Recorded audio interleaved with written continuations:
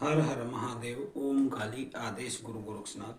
तो प्रेमी भक्तजनों, कुछ लोगों को लगता है कि वह जब बाहर होते हैं तो अच्छा फील करते हैं, जैसे ही अपने घर में प्रवेश करते हैं उनको भारीपन महसूस होने लगता है।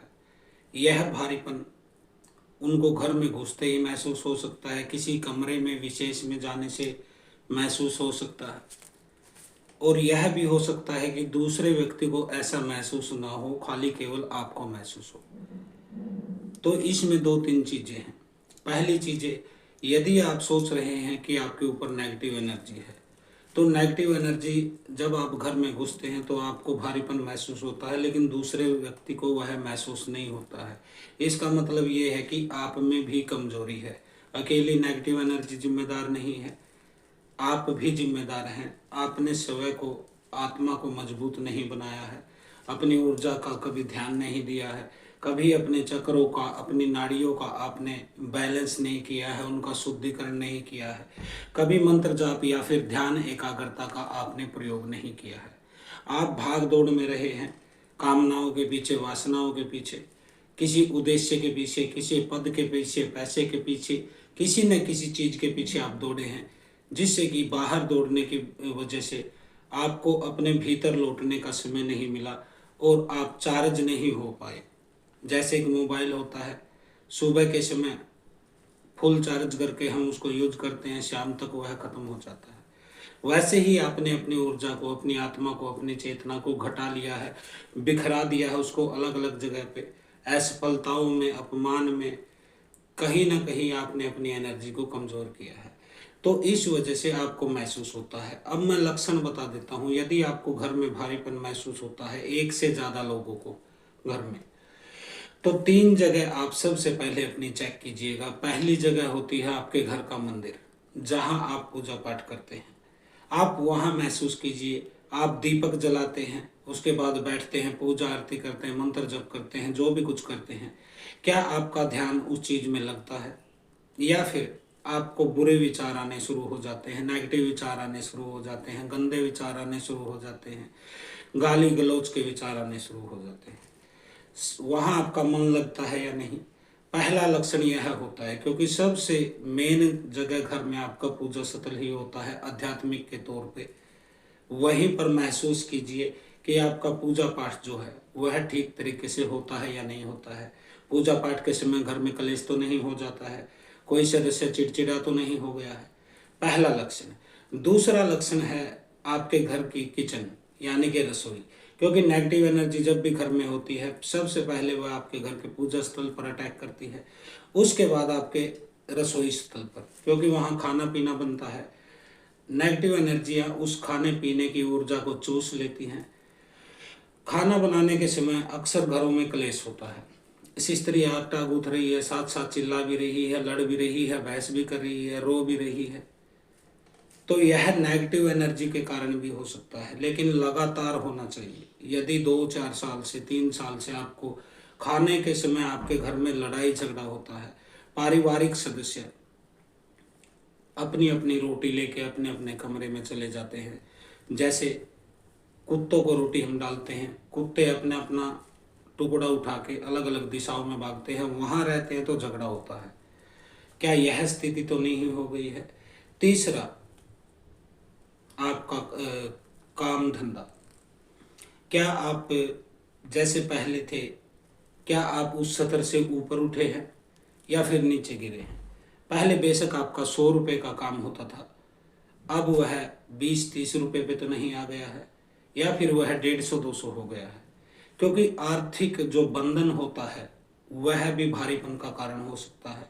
यदि आपका काम धंधा रोजगार बंधा हुआ है, तब आपको भारीपन फील होगा घर में। यदि आप ही कमाने खाने वाले सदस्य हैं तो आपको ही महसूस होगा भारीपन।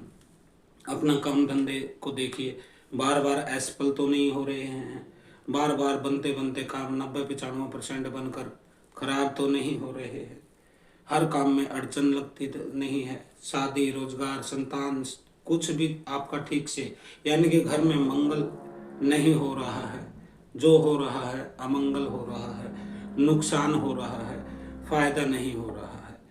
तो ये 3 संकेत हो सकते हैं नेगेटिव एनर्जी के। तो अगर आपको महसूस हो कि इन तीनों में से आपके ऊपर कोई लक्षण है, मैं बिल्कुल सही चीज़ बताऊंगा, बारीक बताऊंगा, जो आपके फायदे करेगी वही बताऊंगा, आपको भ्रमित नहीं करूंगा, डराऊंगा नहीं। यदि आपको महसूस हो कि ये तीनों चीज़ें आपके साथ हो रही हैं, यानी कि आपका पूजा पाठ में, घर में, मंदिर में क्रोध आना, गंदे विचार आना, गाली गलौज के विचार आना, लड़ाई झगड़ा होना, वैसे ही रसोई स्थल पे खाना बनाते समय लड़ाई झगड़ा रहना, बात बात पर कोई सदस्य खाना नहीं खाऊंगा थाली का फेंक देना, अन्नपूर्णा का अपमान करना, और तीसरा आपका रोजगार। यदि इन तीनों में आपको बाधा लग रही है और आपको महसूस हो रहा है कि सब कुछ करने के बाद, इतना पूजा पाठ करने के बाद, इतनी मेहनत करने के बाद, काम धंधे में अपना ध्यान लगाने के बाद भी मैं आगे नहीं बढ़ पा रहा हूँ, नीचे ही जाता चला जा रहा हूँ, तो उस नेगेटिव एनर्जी को कोई नाम मत दीजिए, क्योंकि यह सबसे बड़ी गलती एक आम व्यक्ति करता है, एक सामान्य इंसान करता है। वह उस नेगेटिव एनर्जी को कोई ना कोई नाम देते हैं। कोई भूत का नाम दे देता है, कोई प्रेत का, कोई जिन का, कोई मसान का, कोई चुड़ैल का, कोई डायन का, कोई मसानी का, कोई पिशाच का, किसी भरम का। तो आपको सीधा सीधा उसको कोई नाम नहीं देना है, क्योंकि नाम देते ही वह चीज आपके अवचेतन मन में दर्ज हो जाती है। अभी आप सोचिए, आप रास्ते में जा रहे थे, किसी व्यक्ति को जानते नहीं, उससे आपकी बहस हो गई, फिर वह व्यक्ति चला गया, आधा घंटे बाद आपको वह याद भी नहीं रहेगा कि आपकी किसी से बहस हुई थी।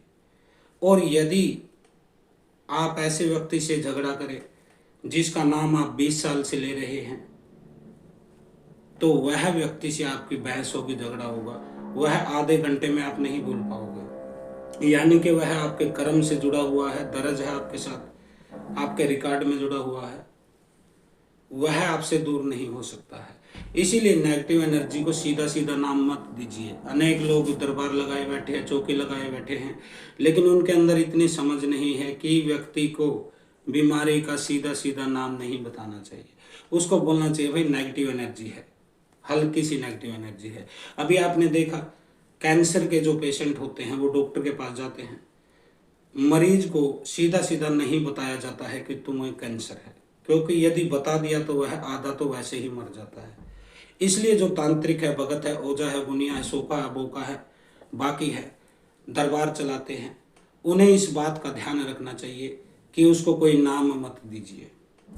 और यदि आपके साथ स्वयं है, समस्या है, तो आप उसे कोई नाम मत दीजिए, उसको केवल एक नकारात्मक ऊर्जा समझिए, एक नेगेटिव एनर्जी समझिए, और उसके सामने एक शुद्ध शक्ति को, अच्छी शक्ति को, आपके घर के देवी देवताओं की शक्ति को, कोई भी हो सकती है, गोगा जाहरवीर हो सकते हैं, माता काली हो सकती हैं, भगवान कृष्ण हो सकते हैं, आपके भगवान शिव हो सकते हैं, आपके कुल देवता हो सकते हैं, कुल देवी हो सकती है, कोई भी शक्ति है, उसको उसके सामने रखिए, फिर उस एक शक्ति पर ही टिक जाइए। मान लीजिए आपने माता काली को चुना है, तो माता काली को सीधा नाम से, और इसको कोई नाम नहीं देना है, यह भाव रखना है कि माता काली, इस अनजान सी बीमारी से, जिससे मेरा कोई लेना देना नहीं, रास्ते में चल रहा था, कीचड़ लग गया पैर में, और यदि आप नाम दे देते हैं तो वह शक्ति बलवान होती चली जाती है। फिर आप ही नहीं, आपकी सांसों की माला जो है वह उस शक्ति का ही नाम जपना शुरू कर देती है। आप जो भी पूजा पाठ करते हैं, मंत्र जाप करते हैं, भोग प्रसाद चढ़ाते हैं, उसको वही एनर्जी लेना शुरू कर देती है। तो उसको कोई नाम मत दीजिए, उसके सामने उपस्थित शक्ति को नाम दीजिए कि हे बाबा जाहरवीर, गोगा जी, आप इस अनजानी सी, अनकही सी, जिससे मेरा कोई लेना देना नहीं, इस शक्ति से आप बहुत बड़े हैं, आपका मेरे साथ संबंध है, प्रेम का संबंध है, भक्ति का संबंध है, कुल देवता का संबंध है, जो भी आपका संबंध है, यदि कोई भी आपका लिंक नहीं है तो भक्ति का तो संबंध है, प्रेम का तो संबंध है, तो आप ऐसे करके उस शक्ति को अधिक बढ़ाइए। अभी मैं एक छोटा सा आपको प्रयोग दे देता हूँ। यदि आपको कोई ऐसी समस्या है, क्योंकि ज़्यादातर समस्याएं सीधा सीधा तंत्र से जुड़ी नहीं होती हैं, हमारे पास अनेक ऐसे लोग आते हैं जो बिना तंत्र के, या तो किसी डर से, आघात से, बार बार असफलता से, इन चीज़ों से, इनकम की कमी हो जाने से वह तंत्र को समझ लेते हैं, लेकिन तंत्र होता नहीं है। हाँ, मैं इनकार नहीं करता कि हर किसी पे तंत्र नहीं होता, तंत्र होता भी है, लेकिन बहुत कम चुनिंदा मामलों में तंत्र होता है। तो अब इसके संबंध में आपको क्या करना चाहिए, एक छोटा सा उपाय मैं बता देता हूँ। आपको 21 दिन का एक प्रण ले लेना चाहिए, संकल्प ले लेना चाहिए, और इतना आसान मैं दूंगा, आपका उसमें 10 रुपये से ज़्यादा का खर्च नहीं आएगा। आप स्नान करते हैं, सुबह करते हैं, दोपहर करते हैं, शाम करते हैं, क्योंकि हर व्यक्ति अपने काम के हिसाब से स्नान करेगा। अब जो खेती बाड़ी वाला है, मजदूर है, वह सुबह सुबह काम के लिए भागेगा, दोपहर में खाना खाने 1 घंटा मिलता है उसको, तभी समय लगेगा। अब किसी को जाना है सुबह सुबह जॉब पे, पूजा पाठ करना है, वह सुबह जल्दी ही नहाएगा 4, 5, 6, 7, 8 बजे, और कोई नहाएगा ही नहीं, क्योंकि उसको पूरा दिन दूसरे तरह के कार्य में रहना पड़ता है। वो शाम को काम धंधे से निपट के 9, 10 बजे नहाता है बेचारा। तो तीनों के लिए कोई समस्या नहीं, किसी भी समय कर सकते हैं। आपको नहाते समय नमक ले लेना है, इतना सा नमक 1 बाल्टी में डाल ले, और 2 मंत्र मैं इसमें आपको दूंगा। यदि आप ड्रिंक का प्रयोग करते हैं, आपके घर में चिकन का प्रयोग होता है, मटन का प्रयोग होता है, मांस मदिरा का प्रयोग होता है, तो आपको काली के मंत्र का प्रयोग करना है। मंत्र है ओम क्रीम कालकाय नमः, ओम क्रीम कालिकाय नमः। ये मंत्र जाप करेंगे, इसको 21 बार आपको जाप करना है नहाते समय, ठीक है जी। दूसरे, वह व्यक्ति जिनके यहाँ मांस मदिरा का प्रयोग नहीं होता है, उनको मंत्र का प्रयोग करना है ओम क्लीम कृष्णाय, ओम क्लीम कृष्णाय। 21 बार ही आपको भी जाप करना है। जो कि सात्विक लोग हैं, जो खाते पीते नहीं है मीट मसाला दारू, और जो यूज करते हैं, उनके लिए ओम क्रीम कालकाय नमः 21 बार इस मंत्र का जाप करेंगे। 2 डब्बे पानी, वही नमकीन पानी, एक बर्तन में निकाल लेंगे, उसको रख के उसमें पैर अपने डुबो लेंगे, तलवे उस पे रख के, या तो कुर्सी पे बैठ जाइए या कहीं बैठ जाइए, पहले यह काम करना है आपको। 21 बार इस मंत्र का जाप करेंगे, ओम क्रीम कालकाय नमः, ओम क्रीम कालकाय नमः, ओम क्रीम कालकाय नमः, ओम क्रीम कालकाय नमः। या फिर मंत्र का जाप करेंगे ओम क्लीम कृष्णाय, ओम क्लीम कृष्णाय, ओम क्लीम कृष्णाय, ओम क्लीम कृष्णाय, ओम क्लीम कृष्णाय, ओम क्लीम कृष्णाय, ओम क्लीम कृष्णाय। 21 बार आपको जाप लेना है। पैरों का तो आपको ऐसे शुद्धिकरण करना है, ठीक है जी। इसके बाद आपको नाभि पे, क्योंकि जब भी नेगेटिव एनर्जी भेजी जाती है खिलाए पिलाए द्वारा या फिर किसी भी माध्यम से, वह यहीं आकर बैठती है। इसलिए तो अनेक लोगों को नाभि के आसपास दर्द रहता है, खिंचाव रहता है, जलन रहता है, चलने जैसा फील होता है, गोला, गैस का गोला बनता है। दूसरा, नाभि का प्रयोग करना है। ऐसे आप कर लेंगे, मैं थोड़ा सा दिखा देता हूँ। नाभि यहाँ है, इसके नीचे हाथ की ऐसे हथेली बना लेंगे, और डब्बे में वही नमकीन पानी लेके, यह आपको बाथरूम में करना है, बेशक कर सकते हैं। पैर वाला आप बाहर भी कर सकते हैं, बाथरूम में भी कर सकते हैं, जहां आपको सूटेबल हो। नीचे से शुरू करेंगे, पैर वाला मैंने बता दिया, 21 बार मंत्र का जाप करेंगे। यहाँ उस डब्बे को लेंगे और ऐसे धार बांधेंगे धीरे धीरे, जैसे सूरज को जल देते हैं, ऐसे हथेली पे धार बांधेंगे, उसके छींटे नाभि से टकराने चाहिए। ऐसे करते हुए मन ही मन ओम क्रीम कालकाय नमः, ओम क्रीम कालकाय नमः, ओम क्रीम कालकाय नमः, ओम क्रीम कालकाय नमः, ओम क्रीम कालकाय नमः, ओम क्रीम कालकाय नमः, या फिर ओम क्लीम कृष्णाय, ओम क्लीम कृष्णाय, ओम क्लीम कृष्णाय, इस मंत्र का जाप 21 बार कर देंगे। इसके बाद आपको स्नान करना होता है। स्नान करने के लिए आपको 21 बार ही मंत्र का जाप करेंगे मन ही मन, और मुंह में पानी भर लेंगे। वही नमकीन पानी आपको मुंह में भरना है। 21 बार जब तक जाप करे मुंह में पानी रहना चाहिए, उसके बाद उसको बाहर छोड़ दीजिए। अब उस पानी से आपको स्नान कर लेना है। स्नान करते हुए भी यदि मन में अपने मंत्र का जाप चलता रहे तो बेस्ट है। यह प्रयोग आप कर सकते हैं। आपको पता लग जाएगा कि नेगेटिव एनर्जी की समस्या है, या कोई मानसिक समस्या है, आर्थिक समस्या है, या फिर कोई सामाजिक आघात हुआ था, कोई नुकसान हो गया था, कोई मृत्यु हो गई थी, कोई एक्सीडेंट हो गया था, जिसका डर आपको आज भी पीड़ित रख रहा है, या फिर तंत्र है। यदि तंत्र है तो इन 21 दिनों में आपको 50% रिलीज हो जाएगा। आपका जो भी नेगेटिव एनर्जी है 50% रिलीज हो जाए, उसके बाद आप अच्छे से पूजा पाठ भी कर पाएंगे। खाना खाते समय झगड़े वगड़े नहीं होंगे। आपकी थोड़ी सी आर्थिक स्थिति, क्योंकि इन तीनों चीज़ों को मैं जोड़ देता हूँ। जो मुंह में पानी लेते हैं उसका मतलब होता है आप जो बोलते हैं, यानी कि आप गाली देते हैं, कड़वा बोलते हैं। आप किसी काम को कर रहे हैं, दुकान है आपकी, कस्टमर से लड़ाई भैंस करना शुरू कर देते हैं, काम चौपट हो जाता है। पहली दिक्कत यहाँ से होती है। नेगेटिव एनर्जी सबसे पहले जो भी आएगी आपकी जबान पे कंट्रोल करेगी। आप उन लोगों को गाली देना, बुरा बकना शुरू कर देंगे जो आपके नज़दीक के लोग हैं, ताकि आपको उनसे तोड़ के अलग किया जा सके। दूसरा, आपका पेट, जो आपका मुंह है वह आपके मंदिर से जुड़ा हुआ होता है। घर का जो मंदिर होता है वहाँ जो भोग लगता है, ये समझ के चलो यहाँ जो भोग लगता है वह आपके देवता तक ही जाता है। यहीं से गड़बड़ शुरू होती है। पूजा पाठ में मन न लगना, मंत्र जाप करते हुए गंदे विचार आना, क्रोध आना, किसी को भी गाली दे देना, चिड़चिड़ा हो जाना, ये पहली चीज होती है आपके मंदिर में, यानी कि शक्ति खंडित हो गई है, नेगेटिव एनर्जी बैठी है। दूसरा, आपके नाभि में, यानी कि आपका किचन, किचन में जो बनता है वो पेट में ही जाता है। पेट में जब समस्याएं होती हैं तो उसका सीधा सा मतलब है आपके किचन पर भी नेगेटिव एनर्जी का कब्जा हो गया है, आपके पेट में गंदी शक्ति बैठ गई है। तीसरा, आपके पैर के तलवे, जिनको मैंने नमक में डुबोया। पैर के तलवे चलने का संकेत होते हैं। चलने का मतलब वृद्धि, यानी कि तरक्की।